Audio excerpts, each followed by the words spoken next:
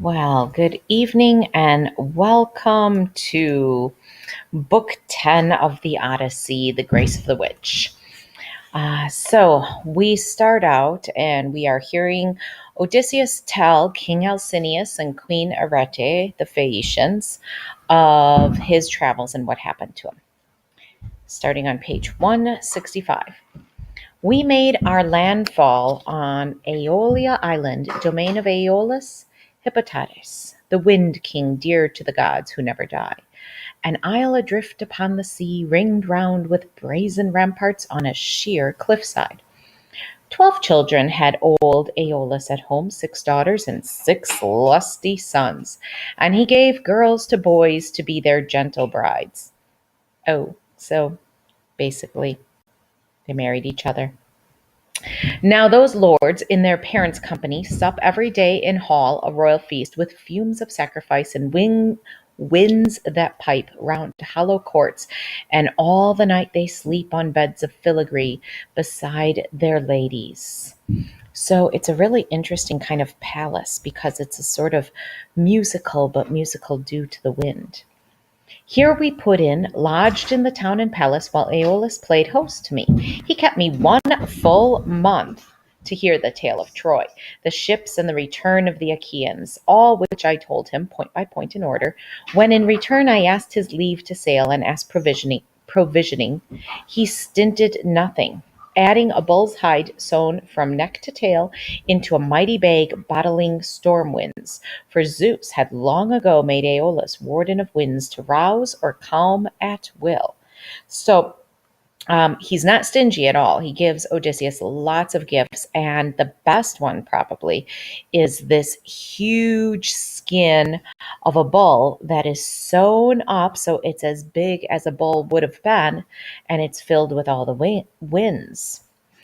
He wedged this bag under my afterdeck, lashing the neck with shining silver wire so not a breath got through. Only the west wind he lofted for me in a quartering breeze to take my squadron spanking home.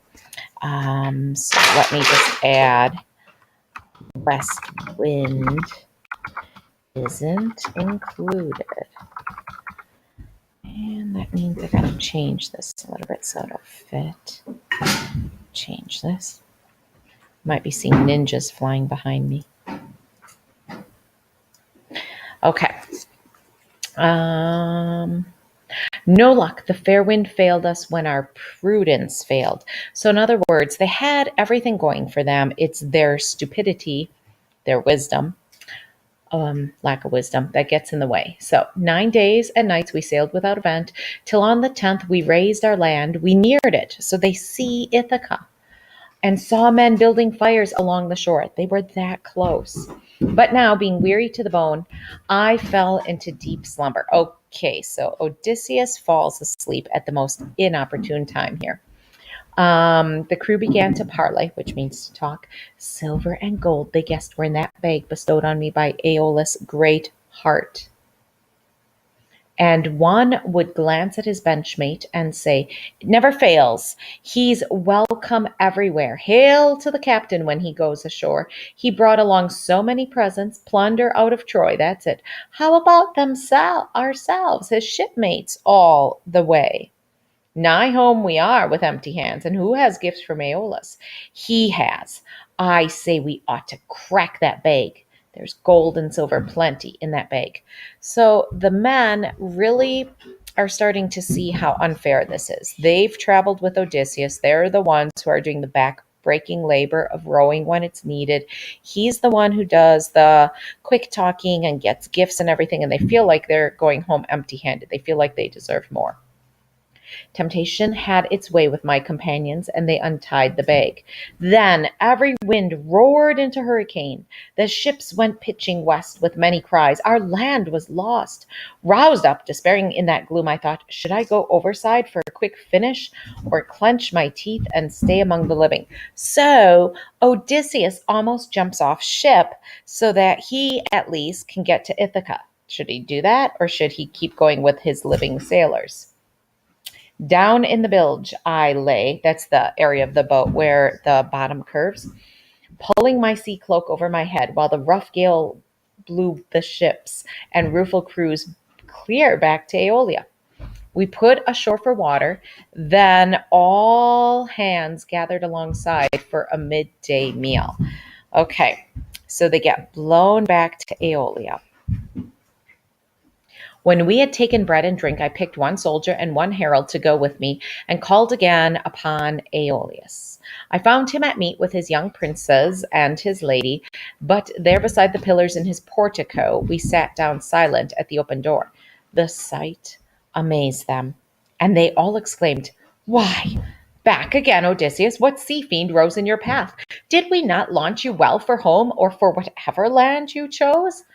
Out of my melancholy, I replied, "Mischief aboard and nodding at the tiller, a damn drowse did for me.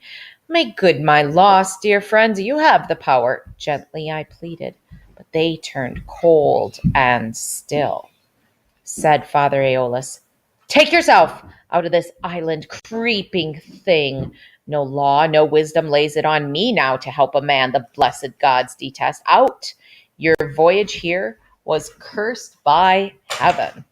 So, completely different response. They don't want to help Odysseus anymore. They figure if he didn't make it home, he's been cursed by the gods, and they don't want to interfere. They don't want to get the big gods on Mount Olympus mad at them.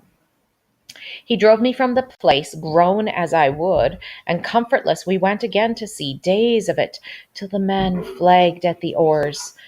No breeze, no help in sight by our own folly. 6 indistinguishable nights and days before we raised Lastrygonian height and far stronghold of Lammas. So 6 days later.